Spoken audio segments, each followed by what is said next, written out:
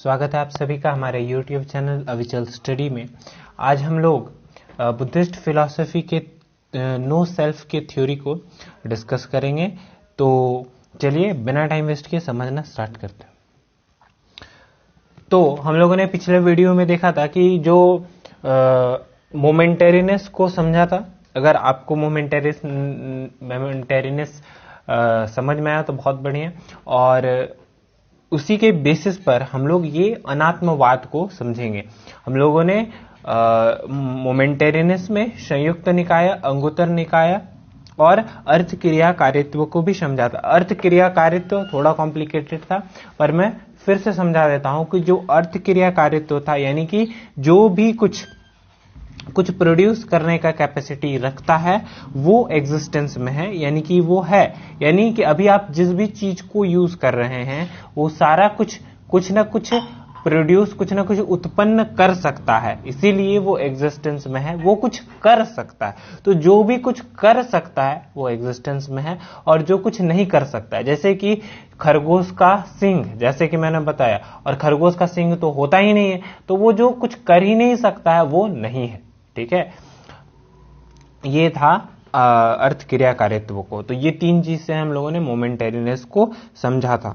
तो और क्या कि और हम लोगों ने ये भी जाना था कि वो लोग कहते हैं कि हम लोग क्या है, series of mental process remaining for a moment and then passing away. For a moment किसी एक क्षण के लिए, हर एक क्षण के लिए रहता है, फिर वो पास हो जाता है। फिर मतलब कि अभी प्रेजेंट का एक मोमेंट ही सब कुछ है और फिर कुछ नहीं। तो इसी के बेसिस पर, और वो लोग ये भी कहते हैं कि आत्मा नाम की कोई चीज नहीं होती। तो क्या है कि जो सेल्फ है ये एक स्ट्रीम है, ठीक है, एक बहाव है। ये हमारा जब जन्म हुआ तब से लेके मृत्यु तक का ये एक बहाव है। ठीक है, यहां पर हमारा जन्म हुआ और यहां से लेकर के फिर मृत्यु तक का ये बहाव बहता रहता है।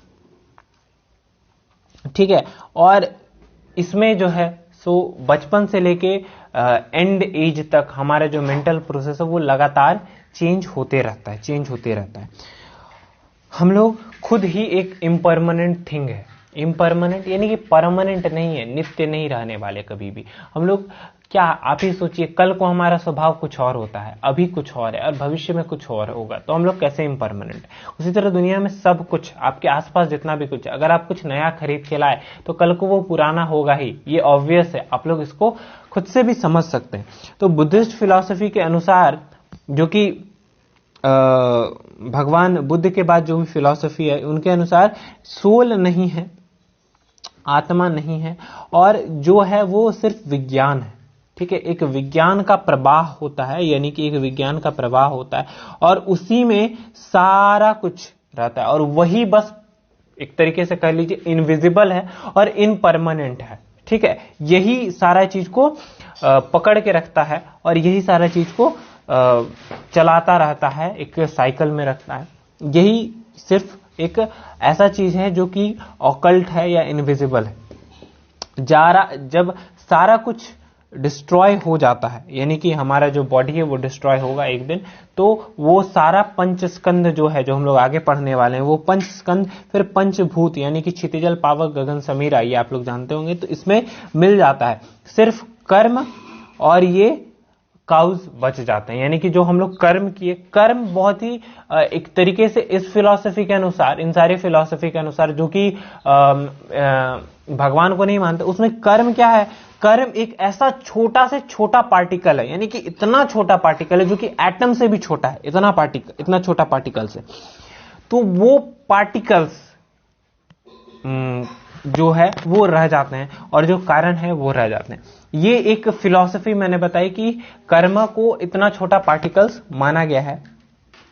ठीक है, जब हम लोगों ने पहला चैप्टर पढ़ा था तो आस्तिक और नास्तिक दो फिलॉसफीज पढ़ी थी। उसमें जो नास्तिक होते हैं वो ये इस फिलॉसफी को मानते हैं, बाकी जो आस्तिक होते हैं वो तो सारा चीज पे विश्वास करते ही हैं, पर उनका सबसे बड़ा विश्वास भगवान ही होते हैं। पर बेसिकली इंडियन फिलॉसफी में यहाँ पर विश्वास वेदास को लेके किया जाता है। तो ये थोड़ा थोड़ा हम लोग का रिकैप होते रहता है। तो ये अनात्मवाद है कि जो हमारा बॉडी है वो उसमें कुछ भी परमानेंट नहीं है, कोई भी आत्मा नाम का या नित्य नाम का कोई चीज नहीं है।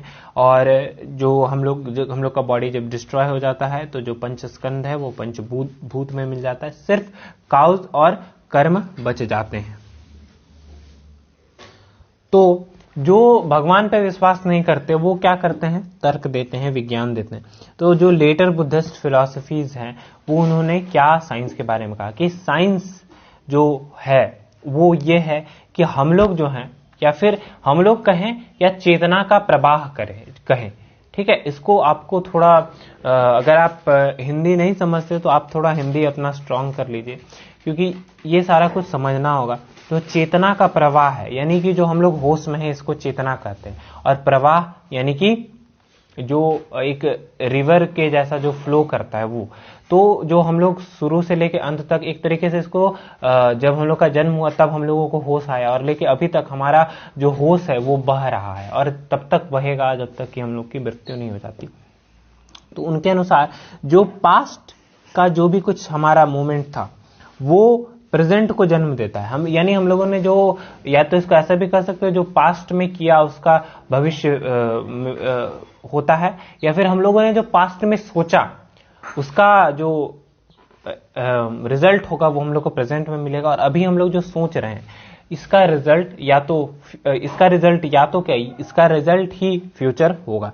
यानी जो पिछला मोमेंट है उसको जो है वो प्रेजेंट मोमेंट ने ले लिया, और जो प्रेजेंट मोमेंट है इसको फ्यूचर मोमेंट ले लेगा। तो इसी को सेल्फ कहते हैं, ठीक है। और कर्मा और मेमोरी जो होती है वो पिछले मेमोरी की नेक्स्ट मेमोरी को ट्रांसफर कर दी जाती है। ये सेल्फ होता है, खुद ब खुद होता है, कोई इसको करता नहीं, ऐसा बुद्धिस्ट फिलॉसफी के अनुसार है। और जो लाइफ का स्ट्रीम है वो एक सीक्वेंस है, इसके आगे वो उसके आगे ये ऐसा करके चलता रहता है जब तक कि लाइफ का एंड नहीं हो जाता। और एक तरीके से इसको भगवान बुद्ध ने फ्लेम का रूप दिया है। ये जो फ्लेम होता है, ठीक है, जो भी आप कोई दीपक जलाते हैं तो उसमें जो फ्लेम होता है वो हर समय चेंज होता रहता है, ठीक है। अभी ऐसा होता है, कभी वैसा होता है। तो भगवान बुद्ध क्या कहते हैं कि हमारा मन और बॉडी, या ये कह लीजिए ये भी ऐसा ही है।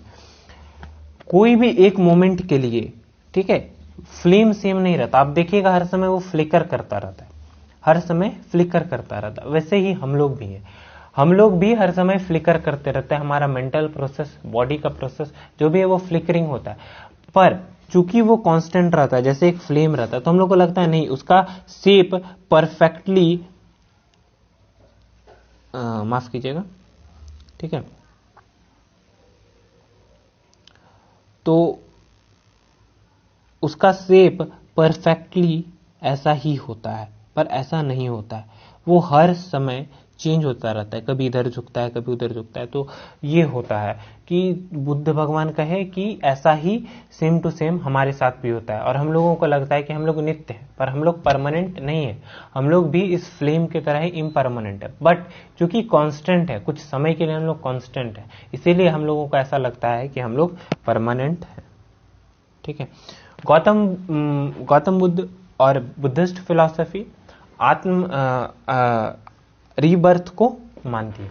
देखिए बुद्धिस्ट फिलॉसफी जो आई वो तो आत्मा को नहीं मानती, पर रीबर्थ क्या है कि ये कुछ ऐसा नहीं है कि आत्मा शरीर छोड़ करके दूसरे शरीर में चले जाती है, बट ये क्या है, जो हमारे इस जन्म में जो भी कुछ या पिछले जन्म का जो भी कुछ मोह माया ममता दुख ये रहा होगा, उसी के कारण फ्यूचर जन्म होता है या अगला जन्म होता है। यानी कि पिछले जन्म का कारण अगला जन्म है, यानी कि अभी का जन्म का कारण भविष्य का जन्म है। ये बिल्कुल वैसा ही है जैसे कि एक दिए से दूसरा दिया जलता है, ठीक है। एक दिए के जलने का कारण क्या हुआ, ठीक है, दूसरा दिया, पर दोनों का फ्लेम या दोनों जो दिया होता है वो सेम नहीं होता है, दोनों अलग होता है। उसी तरह दोनों जन्म भी अलग अलग होता है, हाँ, पर काउज जरूर सेम होता है। तो काउज और कंडीशन, प्रत्यत्य समुत्पाद हम लोगों ने पढ़ा था ना, तो यहां पर हम लोग समझ सकते हैं कि काउज और कंडीशन दोनों का होता है दोनों के बीच में। यानी जो पिछला जन्म था उसके काउज के चलते ही हम लोगों को फ्यूचर जन्म लेना पड़ा। अगर हम लोगों को के पास कोई काउज नहीं रहता तो हम लोग मुक्त हो जाते, हम लोग मोक्ष प्राप्त कर लेते। पर चूंकि काउज था तो उसके चलते फ्यूचर जन्म होता है। पर दोनों बर्थ आइडेंटिकल नहीं है, कोई एकदम जरूरी नहीं है कि जो जैसा पिछले जन्म में हमारा सब कुछ था वैसा ही फ्यूचर जन्म में होगा। दोनों जन्म अलग अलग होते हैं, हाँ, पर क्या काउज और कंडीशन दोनों में होती है। तो कोई भी बुद्धिस्ट फिलॉसफी आत्मा को क्यों नहीं नित्य मानती? देखिए, लेकिन अगर आप बिना आत्मा के अपने शरीर को इमेजिन करिए तो इमेजिन ही नहीं कर पाते हम लोग। पर बहुत सारे बुद्धिस्ट फिलॉसफर्स अभी के जो प्रेजेंट हैं, अगर आप उनके इंटरव्यूज देखिए तो वो लोग कहते हैं कि चूंकि हम लोगों के मन में ऐसा विश्वास भर दिया गया है कि आत्मा है, आत्मा है, आत्मा है, इसीलिए हम लोग इस चीज को विश्वास नहीं कर पाते। पर अगर पर्सनली मुझसे पूछा जाए तो बहुत सारे क्वेश्चंस वो लोग दे नहीं पाते। ठीक है, कि अगर आत्मा नहीं है तो फिर हमारे बॉडी को सस्टेन कौन करता है? ये इस तरह के बहुत सारे क्वेश्चंस हैं जो कि अनक्लियर्ड हैं। ठीक है, क्लियर नहीं है। पर फिर भी गौतम बुद्ध ये कहते हैं कि आत्मा को नित्य क्यों नहीं मानना चाहिए। तो वो कहते हैं कि आत्मा अदृश्य है, यू कैन नॉट सी आत्मा, आत्मा को तुम देख नहीं सकते। तो किसी अदृश्य व्यक्ति से प्रेम करना और आत्मा से प्रेम करना बात बराबर होगा। और इससे क्या होगा कि इंसान के मन में आसक्ति का जन्म होगा, आसक्ति, अटैचमेंट, और फिर अटैचमेंट यानी कि दुख। तो वो वैसा प्रेम का क्या फायदा जो कि दुख में और फिर इस संसार में डाल दे। तो इसलिए गौतम बुद्ध आत्मा को नित्य नहीं मानते और मना भी करते हैं कि आत्मा को नित्य नहीं मानो। बुद्ध प्रोहिबिटेड अंडरस्टैंडिंग आत्मा स्टेबल, स्टेबल बिल्कुल ना समझो, ये कुछ भी नित्य नहीं है।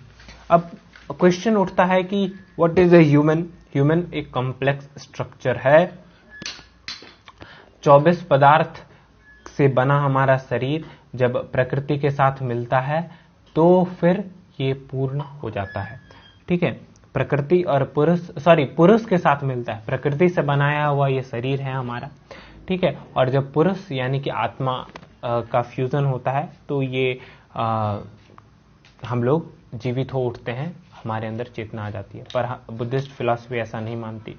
पिछले वीडियो में हम लोगों ने देखा था कि जो 12th भव चक्र जिसको कहते हैं, उसमें वो बोलते हैं कि जो पिछले जन्म की अविद्या या इग्नोरेंस है उसके चलते कॉन्शियसनेस आता है वगैरह वगैरह। तो यहाँ पे हम लोग यहाँ पे थे कि जो ह्यूमन होता है वो एक कॉम्प्लेक्स स्ट्रक्चर है। इस बॉडी, मेंटल स्टेटस और साइंस, ये सब सारा कुछ मिल करके, स्ट्रीम ऑफ साइंस, ये सारा मिल करके एक इंसान को बनाते हैं। जब ये सारा कुछ अलग हो जाता है इसका मतलब कि इंसान मृत्यु हो गया। यानी कि बुद्धिस्ट फिलॉसफी इंसान को ज्यादा कुछ नहीं, एक संघ मात्र मानती है, एक कॉम्प्लेक्स स्ट्रक्चर मानती है जो मिल करके बना है। जब ये स्ट्रक्चर अलग हो जाता है तो ये